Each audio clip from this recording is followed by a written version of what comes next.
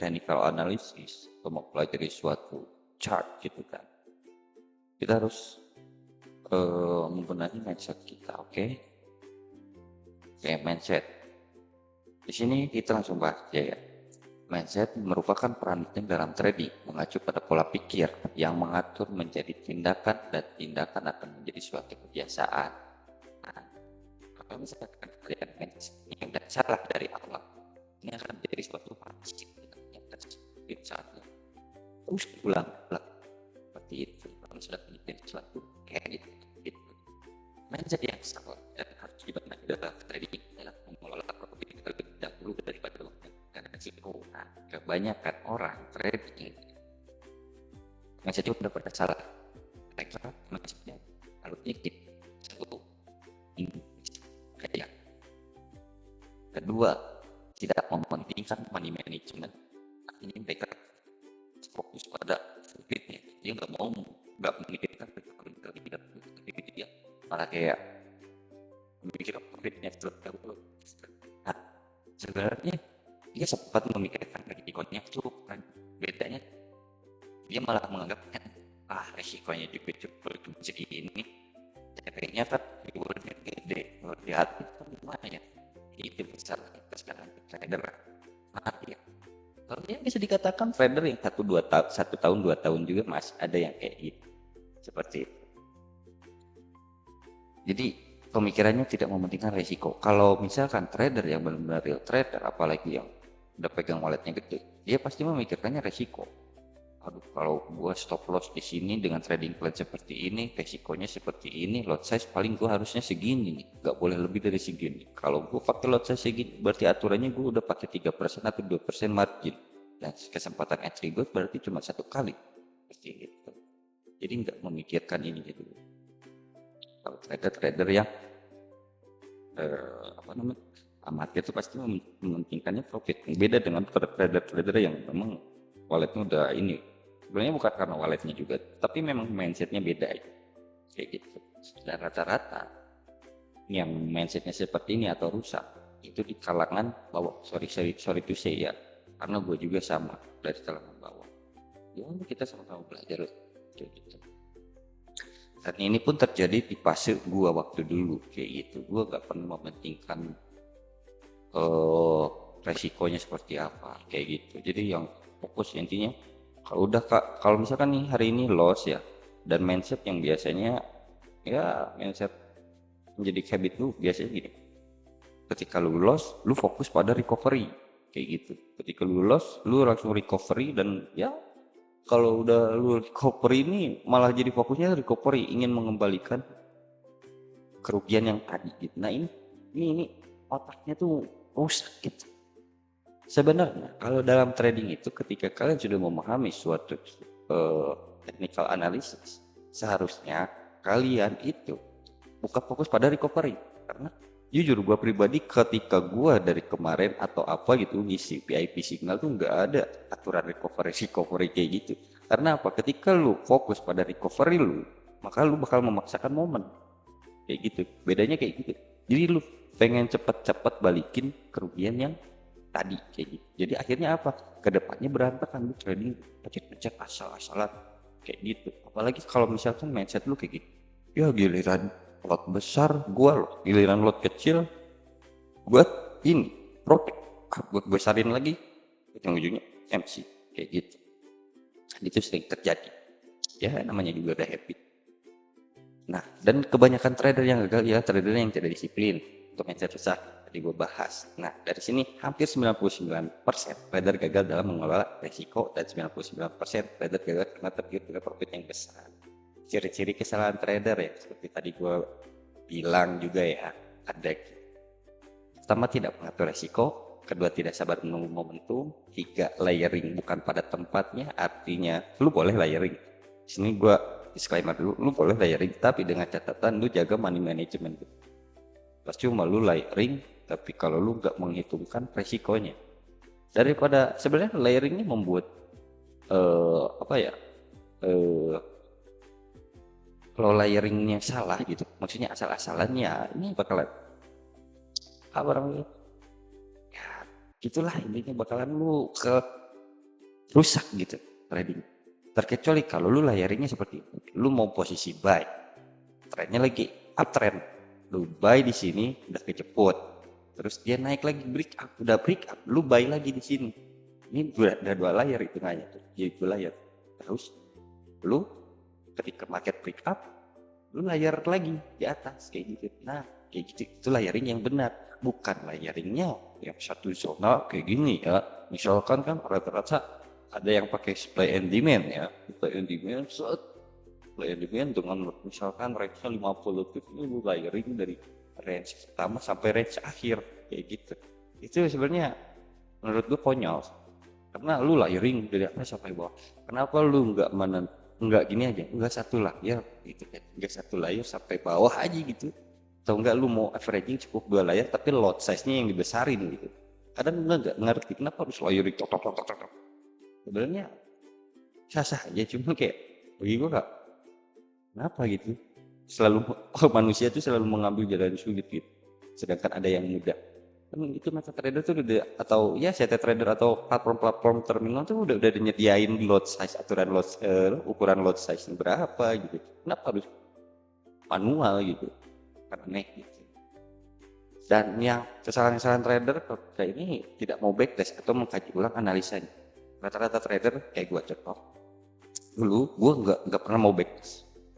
Gua gua tiap mau beres belajar ya technical analysis, terus gue praktekin di market waktu forecast. Nggak gue backtest tuh. Kalau misalkan gue backtest kan gue pasti tahu SOP nya. Ketika gue FT, gue ngikutin aja mentah-mentah yang ada di kajian-kajian edukasi yang lain gitu belajar. Ya intinya kayak gitu. Dan jujur sebenarnya kalau masalah technical analysis itu gampang guys. Lu mau pelajari technical analysis dari A sampai Z gitu dengan teori macam-macam, mau teori golok pembelah langit, terus golok pembelah lautan juga ya, it's okay gitu. Selama itu profitable dengan secara konsisten, kayak gitu. Oke, di sini kita bahas psikologis dalam trading. Kita lanjut aja ya. Psikologis dalam trading merupakan peran kedua setelah mindset. Dalam psikologis, kamu akan bertemu dengan banyak kegagalan saat trading dapat merusak psikologis. Ketika psikologis sudah rusak, dampaknya ialah satu, tidak percaya diri dalam menganalisa, dua, geser stop loss dan profit, ketiga, tidak berpikir secara rasional, empat, gelisah saat trading. Kayak gitu. Karena ini psikologisnya udah kayak rusak ya, mental pertama udah kena ya kan. Nah ini tuh psikologis ini bisa menjadi habit juga. Psikologi kalau kayak gini, jadi tindakannya bisa jadi habit. Pertama, tidak percaya diri dalam menganalisa. Kalian udah belajar sampai capek bertahun-tahun ya. Terus ujung-ujungnya apa? Ikut signal orang. It's fine. Cuman ngapain? Lu belajar bertahun-tahun tapi ujung-ujungnya ikut VIP orang dengan signal. Lagi signalnya tuh manual gitu. Ikut grup tele gitu kan, signalnya manual. Kenapa lu nggak ngambil jalan yang simple aja? Kan ada tuh copy trade gitu kan, lu tinggal diem ya kan. Tapi bang itu walletnya beda bang. Nah, sebenarnya ini balik lagi ke mindset. Kalau lu udah siap trading, artinya lu siap mempersiapkan modal. Bukan modalnya $100 hari ini. Sorry ya, bukan berarti gua merendahkan wallet yang kecil, sama kok gua juga. Tapi lebih baik, alangkah baiknya gitu ya. Menurut gua pribadi, lu lebih baik tabungin aja deh gitu. $100 itu sampai ke $1000, lalu ikut copy trade biar lu nyaman kayak gitu. Karena kalau lu modal $100 tuh rata-rata ya boncos terus cok, serius. Nah itu hal yang gua alami, terkecuali lu pakai sen, tapi lu harus mesti sabar gitu kalau mau kayak gitu. Dan kalaupun ikut VIP orang, lu harus punya tabelnya itu. Dimaksud bukan table, portofolio. Lu bikin portofolio jurnalnya. Misalkan mentor atau si analisis ini bilang apa namanya itu RS segini, lu hitungin sesuai SOP enggak, TP-nya maksimal enggak, kayak gitu. Jadi lu harus mengkaji ulang lagi gitu. Karena jujur kalau gue pribadi, gue sebagai kayak, kalau gue sekarang gue nggak bakal menghitung signal itu ketika dia nggak nyampe TP gue anggap pasti stop loss. Kalau misalkan dia walaupun itu BE, tapi gue hitungnya stop loss, gak gue masukin ke area ke porto gue. Karena apa? Ya itu karena nggak sesuai SOP gue. Jadi sebenarnya kalau aturan entry-nya itu seperti kalian pakai APK, bukan promosi, tapi menggunakan aplikasi trader families tuh, kayak lu udah nentuin TP sama entry dan SL gitu. SL ya SL, TP ya TP. Kayak gitu. Itu paling penting, yaitu konsistensinya di situ. Di situ. Kalau misalkan kalian nanti geser-geser stop loss sama profit kan beda lagi lah, nanti habitnya jelek kayak gitu. Dan yang ketiga tuh tidak berpikir secara rasional tuh gini, kalian trading misalkan di time frame ya, kita menggunakan bahas time frame, kalian trading menggunakan time frame M1 tapi TP-nya itu weekly, TP weekly, kan nggak rasional gitu, nggak rasional, belum apa-apa gitu kan, pasti kalian XL-nya langsung pindahin ke entry, udah gitu market balik lagi, pindahin lagi SL-nya ke bawah. Begitu marketnya udah ke bawah, mau nyentuh SL, digeser lagi SL-nya ke bawah. Terus aja kayak gitu berulang-ulang. Jadi ya itu psikologis dalam tradingnya udah kena tuh. Karena ini nggak berpikir secara acuan data, nggak rasional. Itu yang paling berbahaya. Dan gelisah saat trading tuh biasanya ya udah capek dilanda loss, jadi dia gelisah saat trading, selalu pantau. Orang-orang yang gelisah saat trading itu pasti karena dihantam loss terus-terusan, jadi dia nggak pede. Sebenarnya kuncinya bukan karena lossnya dilanda loss, sebetulnya dia kagak mau belajar. Artinya ketika lu sudah mempatenkan trading plan, artinya lu tahu resikonya. Kalau misalkan market di break up, misalkan lu lagi posisi selling, market break up terus kena posisi stop loss, lu harusnya lu tahu planning cadangannya. Kalau misalkan ini break up berarti otomatis gua harus buy, kayak gitu. Harusnya backup planningnya harus ada. Biasanya rata-rata orang tuh gelisah saat trading ya kayak gitu, atau enggak ya setelah udah kena stop loss ya udah biarin aja, nunggu momentum lain, nunggu marketnya benar-benar sesuai SOP lu, kayak gitu kan. Dia pandangan orang pasti beda-beda memahami market structure, kayak gitu. Psikologis, karena psikologis dalam trading ini guys nggak cukup 1 tahun 2 tahun, minimal 3 tahun lu baru paham psikologis dalam trading. Dan jujur ya, gua selama waktu 3 tahun pertama nih, gua langsung kayak capek belajar teknikal A B C D E F G H I J K L M N. Banyak kali metode yang gua pelajari, dan akhirnya apa, sekarang gua balik lagi ke support dan resisten, kayak gitu. Udah beda jauh. Paling mentok gua ngukur resist subjektif itu pakai Fibonacci dan trendline. Itu bentuknya subjektif. Kalau objektif kan beda lagi.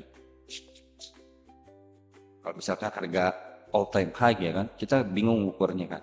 Bingung ukurnya, ya udah gue tarik trendline sama Fibonacci subjektif. Di situ tetap SOP-nya gue nunggu akumulasinya. Baru kalau misalkan udah terbentuk konfirmasi menurut gue, ya udah gue baru tradingnya objektif. Jadi nggak subjektif. Jangan kayak pernah gue ngirim signal karena all time high gitu, XAU nih ke 3000 kan kemarin, gue ngirim pakai Fibonacci dengan trendline, itu ditelan mentah-mentah sama yang copier gitu, kayak orang-orang yang ngikutin channel gue, tiba-tiba dia bikin signal atau ya dia bikin ini, nggak tahu, gue tahu ya, cuman ditelan mentah-mentah aja intinya. Gue bilang waduh, kok orang-orang berani gitu counter market gitu, dengan catatan market itu lagi nggak ada resistnya tapi di counter gitu dengan Fibonacci subjektifnya gitu. Kan menurut gue konyol gitu, dia mau rela dapetin harga paling tinggi tapi lossnya udah berapa kali stop lossnya gitu. Aneh gitu. Jadi makanya lebih baik trading itu subjektif. Pokoknya hindari yang berbau memaksa counter market kayak gitu, seriusan. Karena Forex nih price bidding guys. Jadi lu mau naruh duit 10 M di terminal lu, terus lu pencet-pencet juga kagak bakal ngaruh, cok. Serius. Hanya orang-orang kocak bagi gue kalau misalkan terkena stop loss terus nyalahin market gitu. Lu cuma teribos. Kayak gitu. Jadi perlu kesadaran juga bahwa sadar diri itu penting, guys. Oke, kita lanjut ke pembahasan market structure sekarang. Nah, market structure ialah kumpulan data jual dan beli yang membuat serangkaian grafik atau candle. Market structure dalam trading mengacu pada pola pergerakan harga yang mencerminkan dinamika penawaran dan permintaan di pasar. Market structure membantu trader memahami tren, titik pembalikan, serta level support dan resisten yang signifikan. Jadi, market structure ini sebagai bias ya, guys. Sebagai bias. Sebenarnya konsep dari awal market structure itu sebagai bias. Biasnya kenapa? Ya itu tren. Kalau market structure-nya lagi uptrend, kenapa kita harus counter trend? Rewardnya juga beda, guys. Kalau kita counter trend itu beda. Rewardnya bakalan beda. Ketika misalkan ya udah market structure-nya bullish, ya udah lu buy aja, fokus buy. Terkecuali kalau market structure-nya udah konfirmasi secara downtrend, ya udah lu baru cari sell kayak gitu. Oke, kita bahas di sini ya.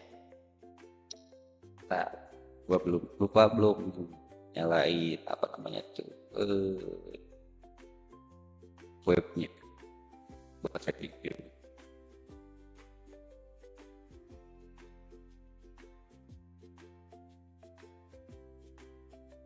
Ini mau video.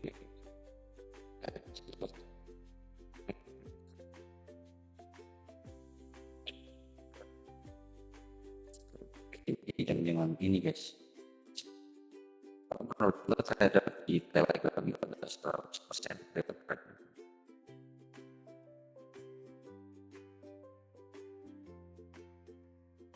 lebih 100% terhadap. Nah, gue udah berapa kali kayak gabung dengan channel yang besar, tapi trading plan-nya masih nggak konsisten. Jadi kayak TP-nya panjang tapi di sini masih tidak terlalu santai seperti TP sesuaikan harus komposisi atau keinginan semua. Gue sih untuk kalau metode ini merasa harus cuma seleksi dalam karena gue pribadi juga mesti baku lah begitu. Nah, oke. Komponen market structure dalam trading yaitu tren atau arah pasar. Uptrend, di sini kita lanjutnya. Uptrend yaitu bullish, harga membentuk higher high atau HH ya, yang sering disingkatnya itu. Dan higher low, HL menunjukkan tekanan beli yang kuat. Seperti itu. Kalau downtrend, bearish, harga membentuk lower high dan lower low menandakan dominasi tekanan jual. Kalau sideways atau range bound atau choppy market lah seperti itu, harga bergerak dalam kisaran tertentu tanpa tren yang jelas. Jadi marketnya nggak kemana-mana gitu. Gak ada swing high-nya, gak ada swing low-nya. Maksudnya ada swing high dan swing low-nya, tapi sisanya tuh range-nya makin menipis. Pasti range-nya makin menipis. Tiba-tiba dia melakukan ekspansi lagi. Ya itu bisa dikatakan kalau sideways akumulasi kayak gitu. Market structure akan membentuk harga tertinggi yang dinamai swing high dan harga terendah yaitu swing low. Dan di dalam market structure kerap kali trader menggunakan chart berbasis candlestick dalam komponen candlestick berupa sumbu dan body. Ini pelajaran sebenarnya untuk para pemula ya. Tapi di sini gue tekankan kembali, kalau kalian yang merasa udah tradingnya 1 tahun sampai 2 tahun belum tahu market structure, itu terlaluan sih. Jadi lu kemana aja? Lu belajarin apa sih gitu? 1 tahun sampai 2 tahun nih. Nah, dari sini lihat, ini swing high. Swing high itu adalah titik tertingginya, swing high atau higher high. Cuman kita pakai bahasanya ya swing high sama swing low aja ya, biar nggak pusing. Nah, di sini swing high. Ya, harga tertinggi. Dan di sini juga gue jelasin di sini ada sumbu candle. Itu sumbu. Ya kan, wicknya itu sumbu. Nah, body candle-nya seperti ini. Oke, sebelum kita membahas nanti ke depannya, karena ada konservatifnya itu, ada bahasa konservatifnya. Close body candle. Gitu. Nah, di sini body candle dan di sini nampak terlihat swing low-nya. Ya kan? Di sini swing low. Sebelumnya kan di sini swing low, tapi harga bergerak range-nya ke bawah. Jadi ini swing low, masih ke bawah. Jadi ini swing low kayak gitu. Ini swing high. Nanti kita pelajari bareng-bareng cara menandai swing high dan swing low. Kita latihan bareng-bareng. Oke. Nah, seperti ini, udah jelas ya. Oke. Market structure akan terbagi menjadi dua berupa, ya kan? Major structure keseluruhan, range besar. Kalau minor structure di dalam major, jadi di dalam majornya tuh range internal seperti itu. Nah, kalau major structure ini akan menjadi swing high, ya. Dan kalau major structure ini akan menjadi swing low. Ini major structure, swing low, dan ini swing high. Nah, kalau minor structure ini minor, ya. Lihat tanda panah gua, sini minor, ini minor. Cuman di break secara konservatif, ya kan, break candle, ya kan. Jadi ini akan menjadi minor structure yang baru, ya kan, swing high minor structure terbaru, kayak gitu. Dan ini minor structure, swing low terbarunya, kayak gitu guys. Ngerti nggak? Gitu, kayak gini urutannya, swing high, gitu kan. Dari sini kan, swing high, swing low, swing high. Tuh, dari sini nggak di break, swing low-nya nggak di break, but posisi ini sebenarnya walaupun akumulatif tapi range-nya makin menipis. Yang gue bilang tadi, ini market sideways, tapi range-nya tuh malah mengecil. Jadi nggak break atas, nggak break bawah gitu. Jadi ketika market udah kayak gini, kita fokus pada minor structure-nya. Kalau minor structure-nya udah ada konfirmasi break up. Nah, ini yang disebutkan break up tuh ketika major structure atau minor structure swing high atau swing low di break secara closing body candle kayak gitu. Nah, ini closing body candle seperti ini. Jadi sini swing low di break secara konservatif, secara closing body candle-nya kayak gitu. Bukan secara agresif. Kalau agresif kayak mana? Ini agresif betul. Nah, si sumbu ini ngebreak pakai sumbu lagi. Ini agresif itu. Agresif. Jadi kayak kayak apa namanya tuh 50-50 kan, nggak valid. Bahkan hitungan konservatif aja belum. Ini kan kadang hitungan konservatif aja kita kena gocek oleh market, apalagi yang agresif kayak gitu. Makanya kita harus konservatif aja, objektif, ya kan? Kayak gitu. Nah, uptrend sini ya. Gue jelasin lagi, uptrend atau bullish adalah market structure yang menarik ke atas. Oke, seperti namanya, uptrend. Syarat dalam uptrend yaitu swing high di break secara konservatif, closing body. Tadi gue bilang di sini. Nah, swing high major break agresif kayak gini guys. Week ke week. Jadi closingnya tuh pakai week. Nah, ini agresif, bentuk agresif. Nah, kalau break konservatif, jadi ini seperti ini. Closing body candle, ya kan? Ini swing high major. Nah, yang tadi gue bilang di sebelumnya, ini swing high minor, break konservatif. Kalau misalkan swing low majornya nggak di break, otomatis kita nunggu konfirmasi di sini. Swing di apa namanya? Swing high minor, nunggu konfirmasi di sini, ya kan? Nah, ini udah break konservatif, ya udah kita fokus buy. Kalau misalkan swing high minor udah break konservatif kayak gini, dia bakal ngejar ke swing high major ke sini, ke harga titik tertingginya. Jadi kalian bisa posisi buy, ya kan? Terus TP di sini gitu kan. Tapi berhubung kita masih belajar tentang market structure, maka buang dulu pikiran buy dan sell kalian di dalam otak, atau buang dulu, intinya fokus aja belajar dulu. Gitu. Lupakan tentang percuanan dulu karena kalian sedang berproses. Kalau sedang berproses nggak boleh protes, kayak gitu. Perlu tekanan dalam diri untuk fokus pada pembelajaran, kayak gitu. Oke, kalau downtrend gimana bang? Downtrend, bearish. Downtrend itu marketnya turun, down, seperti namanya. Kayak gitu. Market structure yang mengarah ke bawah. Oke, syarat dalam downtrend yaitu swing high di break secara konservatif. Ya, ini kebalikannya kayak tadi. Ini swing high major nih, agak saat. Dan swing high major nggak di break, ya kan? Nggak di break. Ya udah, berarti kita tunggu ada salah satu dari internal. Nah, swing low minor, break konservatif. Nah, ini sengaja gue ambil market yang lagi sideways, karena kalau misalkan market yang impulsif itu EZ lah guys, tinggal kalian fokus pada swing high sama swing low nya aja. Ini swing low minor break konservatif ya kan. Tuh. Udah kita pasti ngajar ke swing low major ya kan. Tuh, ini swing low agresifnya kayak gini. Terkadang orang bilang ini liquidity-nya gitu, ya itu terserah lah. Cuman kalau gue udah fokus, kalau liquidity, kalau misalkan fokus aja sama SNR lah. Kalau gua tuh udah nggak bawa liquidity. Cuman kalau misalkan ada orang yang sealur sama gua, misalkan dia udah agak expert, ya baru gua bilang ini liquidity-nya kayak gini, kayak gitu. Jadi ya udah fokus aja di sini, kayak gitu. Oke, nah sideways. Cuman ini bakal terjadi kalau kita di internal kayak gini. Biasanya ada kayak gini. Dan kadang kalau udah kayak gini banyak kan terjadi pola, kayak banyak orang yang menamakan itu drop base drop atau apalah gitu kan kalau lagi akumulasi kayak gini.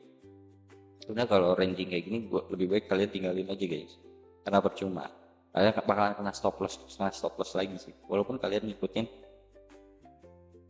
strukturnya. Misalkan lagi uptrend kalian dengan posisi buy, tapi kalau misalkan market lagi kayak gini lebih baik tinggalin kayak gitu, karena tidak disarankan. Lebih baik nunggu break secara konservatif aja kayak gitu.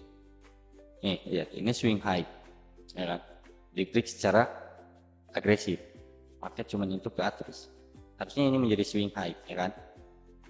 Nah di sini swing low, lihat swing low nya aja di break secara agresif, jadi ini swing high terbarunya dan ini swing low terbarunya kayak gitu. Karena berhubung akumulasi ini belum tentu gitu kan. Kalau kita tandain di sini juga belum tentu. Kalau kita tandain di sini juga belum tentu dia mau break up atau break down. Karena lagi ranging gitu kan, nggak kemana-mana. Gitu. Ini yang disebutkan sideways atau ranging.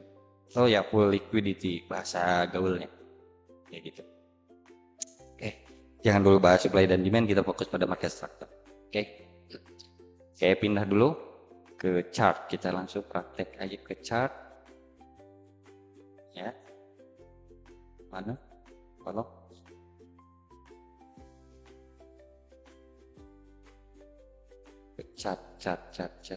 catnya mana? Tolong kita tambah berarti sini kapan sendiri. Oke.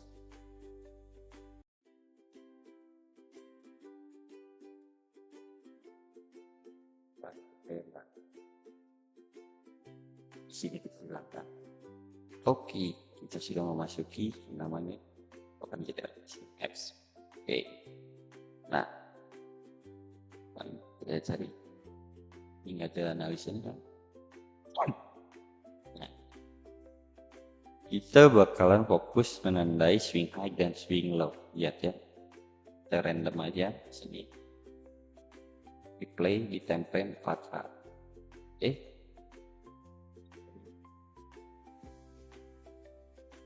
Nah, ini kita udah tahu random pokoknya. Oke, kita mau pelajari. Nah, ini kan market kalau secara struktur major nih, lihat struktur major. Kita tandai dulu swing high-nya. Ini lihat market lagi akumulasi. Nah, swing high dan swing low. Ini swing high aku tandai ke titik ya, swing high dan swing low. Lihat range-nya akumulasi, lihat kemana-mana. Ini major. Dan ini major. Nah, kalau bahasa bisa dikatakan dengan primary dan secondary kayak gitu. Cuman ini lebih simpelnya ini major seluruhan. Minornya mana? Minornya ini. Ini minor, break. Di sini minor. Nah ini break terbaru. Jadi enggak. Bukan break terbaru, seperti low terbaru dari minor. Nah ini udah di break. Nah kalau udah kayak gini gimana? Ini kan udah tanda, ya kan? Udah shift structure. Nah kita tandai shift structure sebagai checklistnya gitu kan. Nah, ini udah shift structure secara minor. Otomatis market bakalan ngejar ke range up ke atas. harusnya ya. Nah ini kita lagi sideways ya, harusnya marketnya ngejar ke atas style row. Dan market pasti ngejar ke atas. Cuma kita harus objektif ya, objektif. Ingat, kita harus pasti objektif. Oke, kita play ya. Kalau dalam structure seharusnya ini ke atas, cuman kita nggak tahu juga kan market ini ke atas atau ke bawah, karena kita berdasarkan probability. Karena ini biasnya udah dapat, bias strukturnya udah dapat, arah trennya udah dapat, biasnya ya udah. Kalau biasnya udah dapat ya udah, tinggal fokus ke berarti posisi buy atau sell-nya gitu kan, trading plan. Biasnya udah dapat, tinggal tentuin area ya kan, kita tentuin area, tinggal ya udah lu mau buy apa sell kayak gitu. Karena di sini berhubung udah shift structure ya udah, bahasa gaulnya shift structure ya. Ya udah break up, di sini udah break up secara minor, kita play. Kita lihat.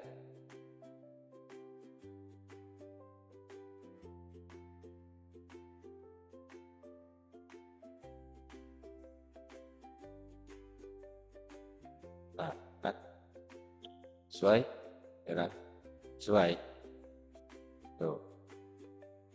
Oke, tuh sesuai. Stop ya kan, karena high di sini, ini kan high sebelumnya udah di break, berarti ini menjadi high terbarunya ya kan, high terbarunya sebelumnya. Nah ini udah di break, berarti pindah lagi low internalnya di sini kayak gitu. Nah sekarang ya kan, sekarang otomatis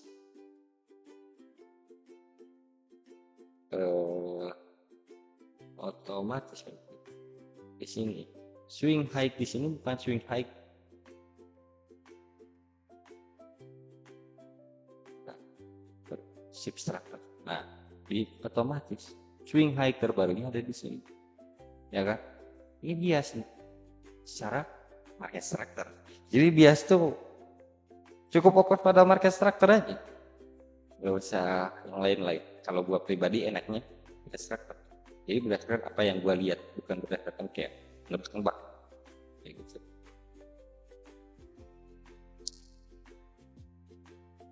Kayak gini kan ada, tapi ada juga yang udah misalkan internalnya kena breakdown, udah break up, berarti market turun, yaudah ambilnya berarti breakdownnya, fokus pada sellingnya kayak gitu. Cuman di sini kita memfokuskan pada market structure-nya ya guys. Kita mempelajari bias, cara bias nih market structure. Nah, di sini kita tandai swing high-nya, swing high majornya ya pakai stick emoticon. Swing low terbarunya di sini masih tetap, swing low-nya masih di sini. Nah, ketika market sudah melakukan kenaikan, maka akan ada retracement ke bawah. Oke? Karena ada retracement. Nah, fungsi dari retracement ini yaitu apa? Untuk membuat suatu swing low terbaru. Jadi kan ini swing low sebelumnya, dia pasti kalau ketika udah break up itu membuat swing low terbaru kayak gitu. Nah, karena udah break up nih, kalian boleh melakukan posisi buy. Itu tergantung cara cari posisinya seperti apa. Kalau gua pribadi ini gua bakalan berasumsi bahwa market bakalan masuk di area sini. Gitu. Nah ini apa? Support terbarunya kayak gini di dua zona kayak gitu. Kalau gua pribadi kita berdasarkan support dan resisten, kan kita lihat aja ya kan. Dan paling low risknya adalah di sini, paling low. Dan kalaupun market menyentuh ke sini, maka otomatis market bakalan menyentuh kayak gini. Ini gitu. Kita punya lebih biasa kayak gini. Kalau posisi bawah jelas kan kayak gini. Itu sebentar. Kalau kalian trik di aja dulu area.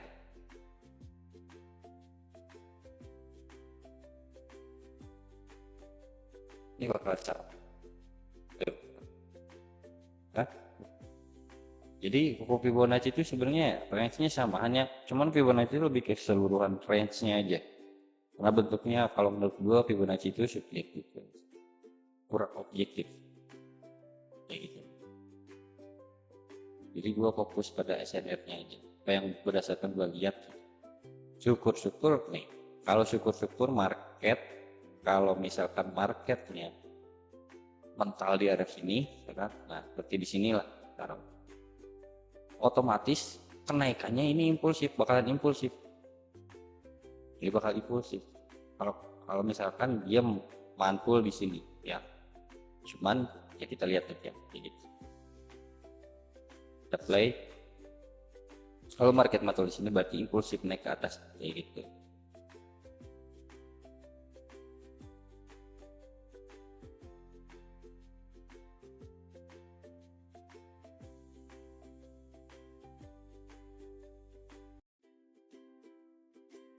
Nah, oke, ternyata di luar ekspektasi, ya kan? Market mantul tapi hanya untuk retrace, mental lagi di sini. Tuh, dia ambilnya supportnya di sini, ya kan? Nah, jadi kalian jangan jangan ingat, kalian di sini, gue mau saran, oh ini kan, ini majornya lagi uptrend, terus di internalnya ada shift structure kayak gini. Ya, kalau ada shift structure kayak gini, kalian misalkan ini kan swing low, ini kan swing high major, dan ini swing low minor, ya. Kalau swing low minor jadi break, kalian jangan cari posisi selling, guys. Itu berbahaya. Lebih baik fokus ikutin majornya, jangan internal atau jangan minor, kayak gitu. Cuman kalau misalkan kalian mau memanfaatkan momen tapi resikonya udah tinggi, gitu, gue bakal fokus cari buy karena majornya udah pick up, kayak gitu. Oke, kita lihat mantul di sini, PR-nya ada resistnya di sini, berarti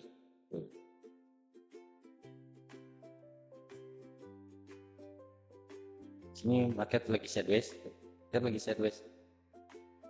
oke. Nah, market memasuki, nah seperti yang gue bilang tadi, range-nya ini bakalan mantul di sini, kayak gini, ya kan? Kalau misalkan market breakdown di sini, cuma ini bisa jadi ke sini. PR adalah dia harus break resist di sini, break up. Kalau market melakukan bias kenaikannya harus break up seperti ini disebutkan bias. Gitu.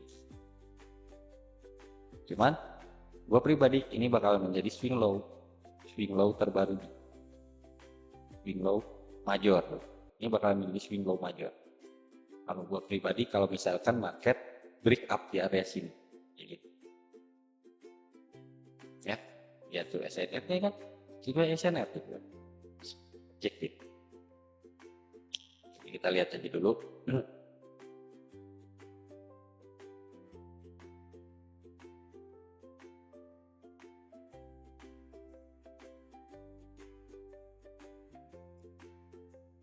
Nah, lihat top. Oh di sini kayaknya ada news nih, karena weeknya terlalu wow. Tapi support di sini menandakan bahwa di sini strong supportnya kan. Area sini adalah area support strong gitu. Oke, kita lihat dulu. Nah. Oke. Nah, di sini ada apa namanya? News ya. Jadi kita fokus berarti ini force break, sebenarnya force break. Karena kalau market udah break di atas sini secara aturan ya, dia nggak boleh melebihi dari support di sini, kayak gini. Jadi kita mundur lagi, kan? Sini ya. Nah, aturan kalau misalkan market udah break up, ya kan? Aturannya kalau market udah break up di sini, otomatis supportnya itu paling di sini, kayak gini. Dan paling mentok tuh di sini, harusnya kayak gini, atau kayak gini trend. Nah, harusnya seperti ini. Cuman karena ini mungkin pernah ada efek news ya, entah itu news apa gue nggak tahu, karena kan ini apa kita lagi replay kan. Nah, gap juga tuh, si gap visi ya kan.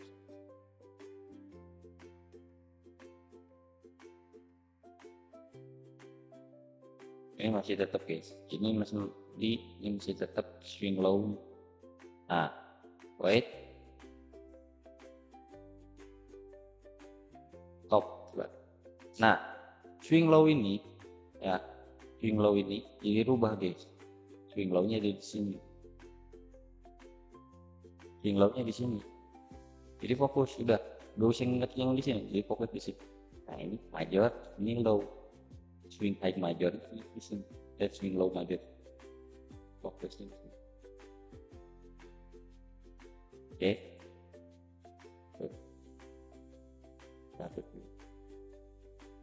biar kalian fokus.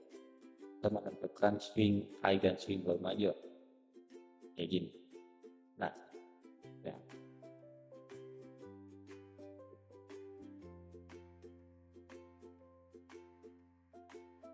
Karena swing low internal.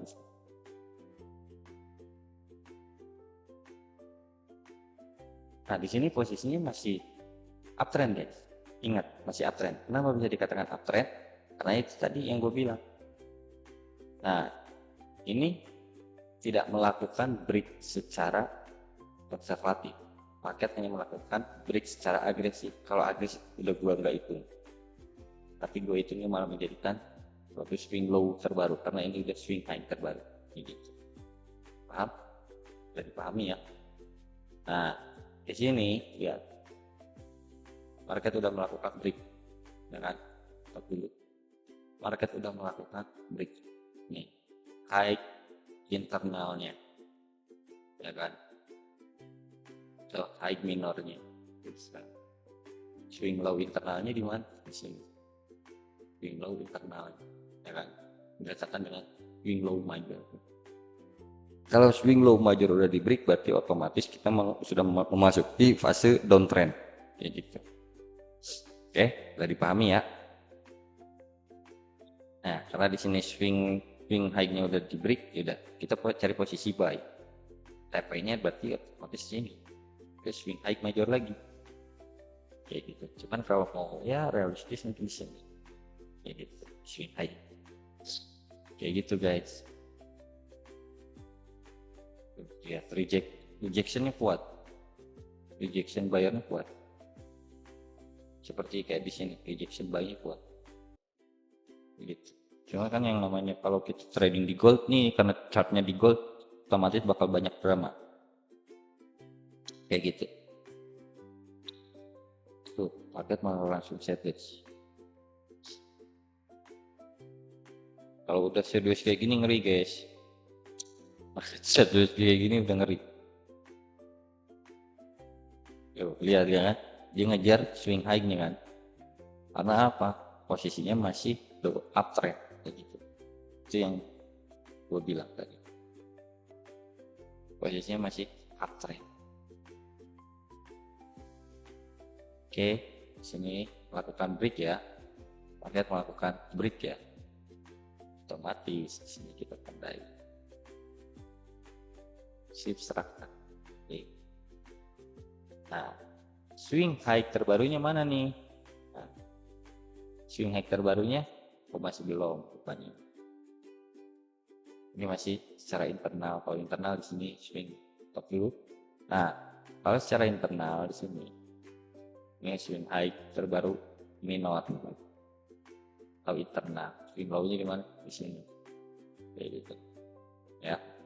Jadi selalu zigzag. Cuman kalau tanggapan cari bias yang tadi gue bilang, fokus pada major structure. Kayak gitu. Fokus pada major strukturnya kayak gitu guys.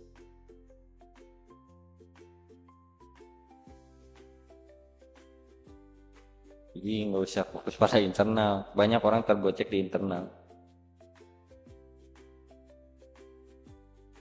kayak gitu. Nah jadi seperti itulah, kalian mesti banyak belajar juga ya, maksudnya kalian mesti banyak latihan. Kenapa? Untuk melatih mata. Kalau kalian pakai indikator juga swing apa, ada kan indikator swing high atau swing low, sebenarnya itu kurang kurang worth it bagi gua karena bakalan beda. Karena move dari range kalau misalkan indikator. Cuman kalau gua bilang ya, sarankan kepada kalian, sebaik-baiknya indikator adalah mata dan otak kalian. Dan sebaik-baiknya indikator itu mata dan otak kalian. Jadi kalian harus fokus dan jeli. Makanya gue bilang lebih baik latihan market structure. Intinya pertama itu latihan market structure. Jangan dulu fokus mencari posisi buy atau sell atau mencari area-area yang begitu. Intinya fokus pada market structure untuk mengasah dia sekali kayak gitu. Oke. Jadi ya mungkin segitu dulu dari gua. Kita besok bakalan lanjut tentang bagaimana cara penggunaan supply dan demand, karena supply dan demand ini bakalan mengacu juga ke market structure karena poin utama adalah market structure. Itu guys, intinya market structure, believe me. Yaudah, oke, segini aja dulu dari gua. Kita mungkin bakalan lanjut ke pembahasan supply dan demand, cuman ya fokus pada market structure.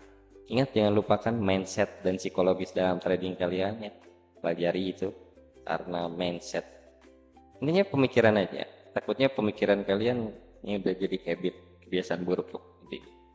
Oke, cukup sekian. Gua Dacun, izin pamit guys. Wow, bye. See you guys.